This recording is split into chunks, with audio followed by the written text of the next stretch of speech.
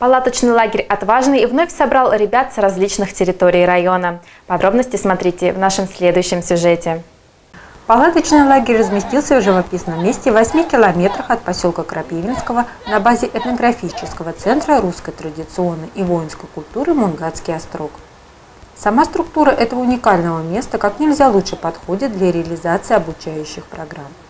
При достаточно спартанских условиях проживания детям созданы все необходимые бытовые условия и возможности для полноценных занятий по самым различным направлениям.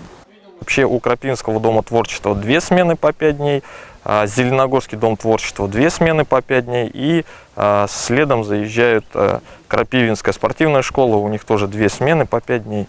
6 недель мы находимся здесь в палаточном лагере. В наши смены приезжают дети с района, активисты, входящие в районную детскую организацию, и волонтеры, ну и часть детей Крапивинского дома детского творчества, Крапивинской средней школы.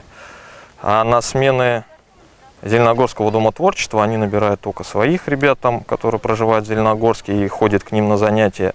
Плюс у них еще одна смена будет фольклорная. И спортивная школа набирает спортсменов. Вообще на каждую смену по 50 детей. По 50 детей, в общем, получается 300 человек у нас посетят палаточный лагерь. Программа смены «Свой мир строим сами», разработанная педагогами для своих воспитанников, очень насыщена.